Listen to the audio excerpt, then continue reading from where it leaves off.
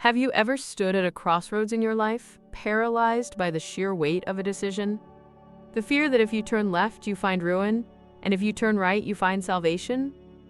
We spend our entire lives haunted by the ghost of what if.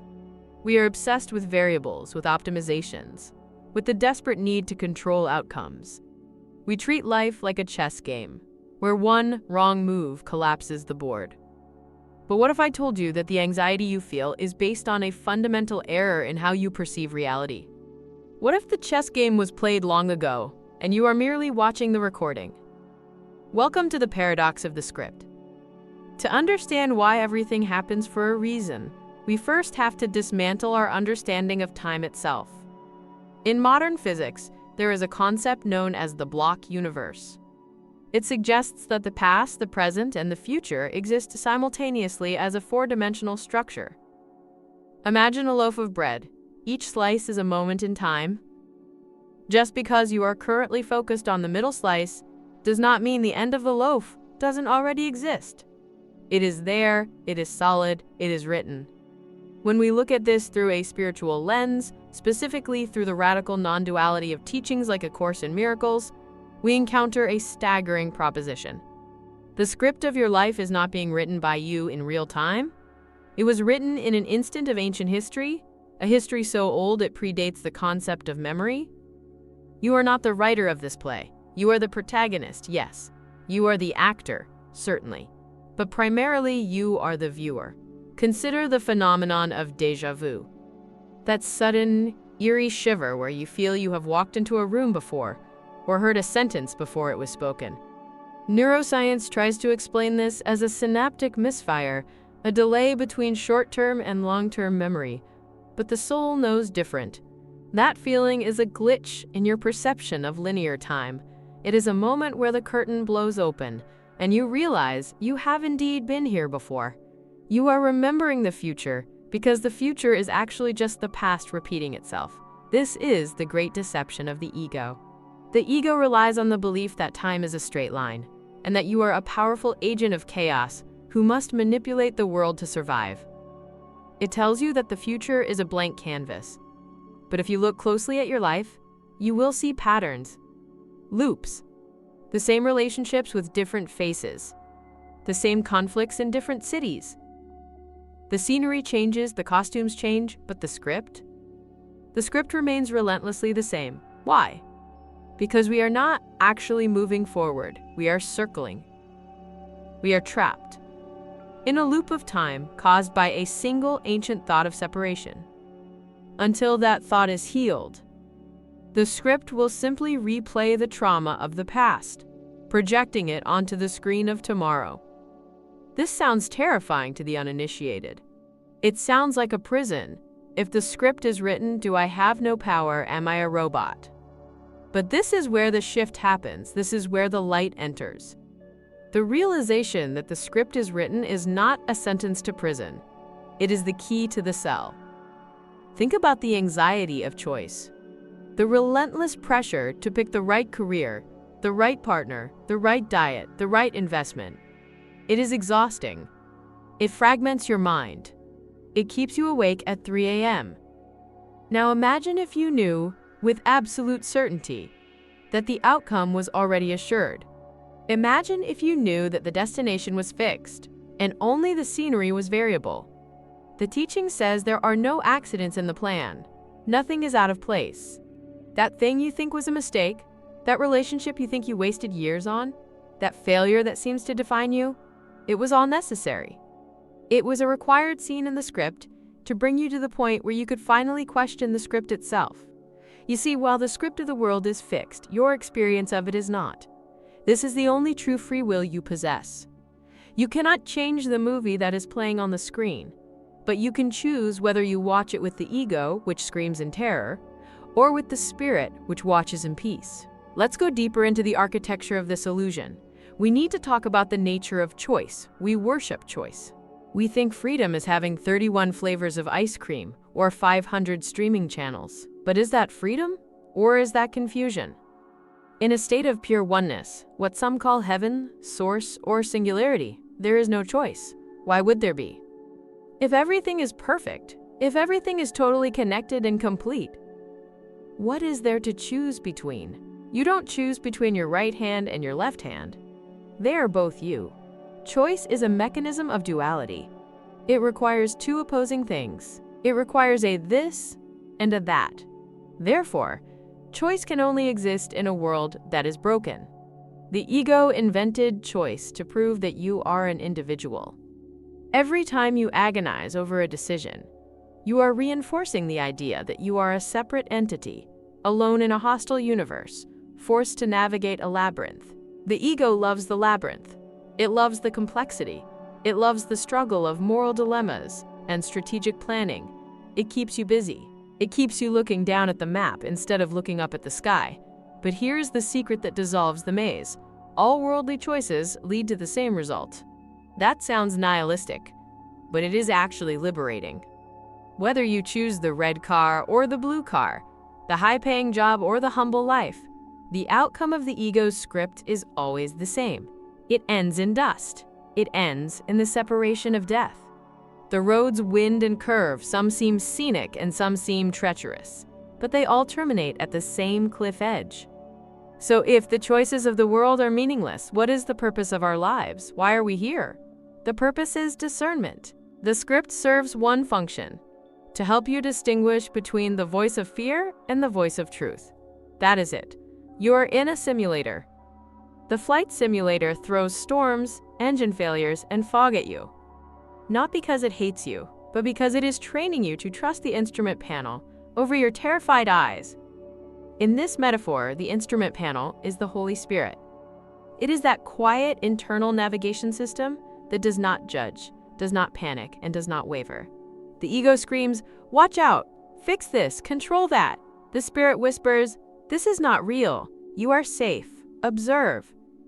When you start to live this way, you move from making things happen to being done through. This is a massive energetic shift. You stop being the exhausted rower fighting the current, and you become the sailboat catching the wind.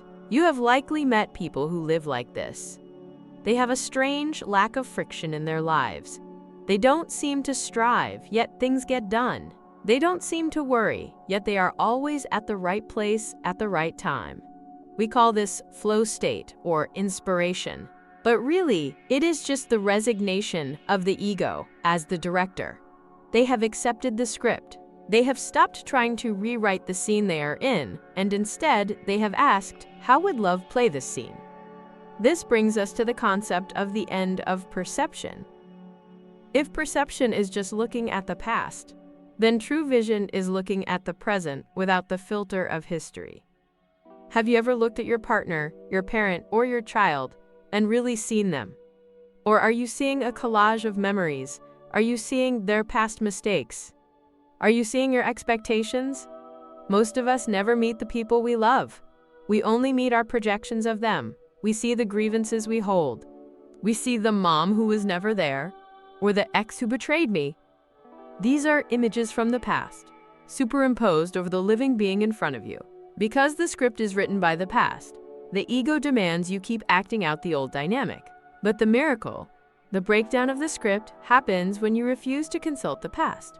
You look at the person in front of you and you say, "I do not know who you are. Show me." You create a holy instant, a gap in the time loop. In that gap, the script dissolves. For a moment, you are not a character. You are the light itself. Let's address the skeptics. The mind that says, if I don't make choices, I'll just sit on the couch and starve. I have to pay bills. I have to survive. This is the ultimate fear, that without your constant micromanagement, the universe will collapse. But look at the lilies of the field. Look at the orbits of the planets. There is an intelligence that runs the cosmos, which is infinitely more capable than your intellect. Surrendering to the script doesn't mean you become passive. It means you become inspired. Action still happens. Decisions still appear to be made. But the energy behind them changes. The difference is the source of the command. When the ego decides, the underlying energy is anxiety. I must do this, or else. It is driven by lack. When the spirit decides, the underlying energy is certainty. It is a peaceful, inevitable knowing. You don't decide to breathe. You don't decide to make your heart beat. It happens. True guidance feels like that. It feels like an involuntary function of truth. You find yourself walking towards a new career, not because you calculated the benefits, but because the wind blew you there. You find yourself leaving a toxic situation, not out of anger, but out of a sudden clarity that the lesson is over. There is a profound simplicity in this. We are so addicted to complexity, because complexity makes us feel important. If life is a complex puzzle, then we are the clever solvers. If life is a simple choice between fear and love, our intellect feels unemployed.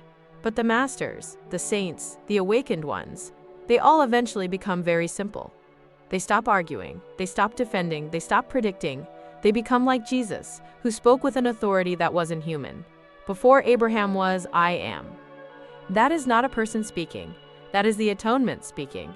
That is the voice of someone who has stepped out of the script and is speaking from the audience. The escape hatch from the matrix is not fighting the agents. It is realizing there is no matrix. So, how do we practice this today? How do we live in a world of deadlines and demands while knowing the script is written? You start by observing your reactions. When something bad happens, a flat tire, a lost job, a breakup, watch the ego's instinct to label it. The ego shouts, "This is a tragedy. This is an accident. This shouldn't be happening." You, the observer, take a breath. You remember the script. You say, "This is a scene, it is here, therefore it is necessary." You stop asking, "Why is this happening to me?" And you start asking, "What is this for?" What is this for is the most powerful question in the universe. It shifts you from victimhood to purpose. If the script is written, then this flat tire is not an accident. It is a divine appointment. Maybe you are meant to meet the tow truck driver. Maybe you are meant to learn patience. Maybe you are just meant to stop moving so fast so you don't crash 10 miles down the road. You don't know. And your acceptance of "I don't know" is your freedom. The ego claims to know everything. It says this is bad, that is good. The spirit says, "I know nothing, I only know peace." When you resign as the judge of your own life, a tremendous weight lifts off your shoulders. You realize you don't have to carry the world. You never did.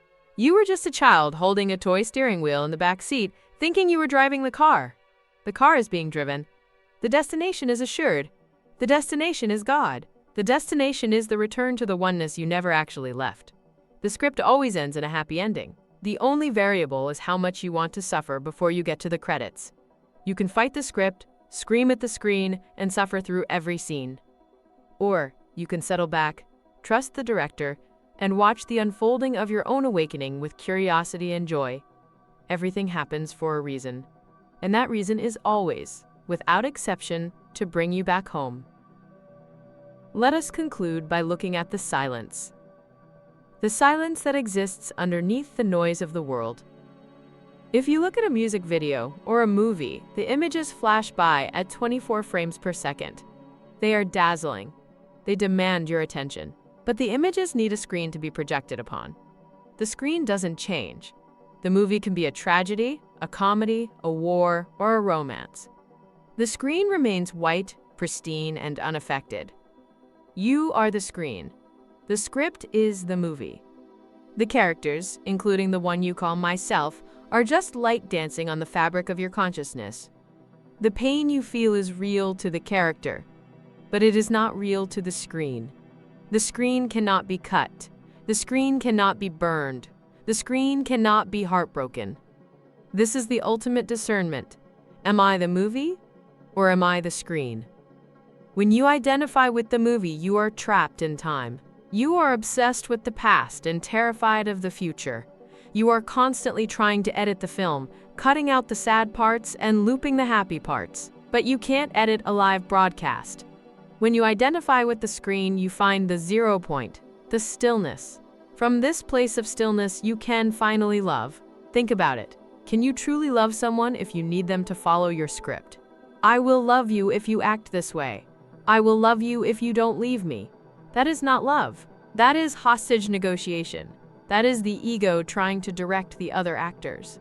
True love is allowing. True love says, you are free to play your part. I do not need you to be different for me to be whole. This is why forgiveness is the central teaching of the escape. Forgiveness is not saying, you hurt me, but I'll let it slide. Forgiveness is realizing, the script had you do that. It was a call for love, or an expression of fear. It has nothing to do with my reality. When you forgive the script for being what it is, you stop taking life personally. You stop being the victim of circumstance. You become the witness of grace. So as you go forward from this moment, try an experiment. For just one day, pretend that the script is indeed written. Pretend that you cannot make a mistake. Pretend that every person you meet has been sent to you by central casting with a specific message for your awakening. If you do this, you will feel the anxiety drain away. You will feel the obsession with the future dissolve. You will find yourself walking in a strange, bright clarity. You will hear the one voice that has been whispering to you since the beginning of time, and you will realize, with a smile, that there is nothing to fear. The end is already written, and it is beautiful.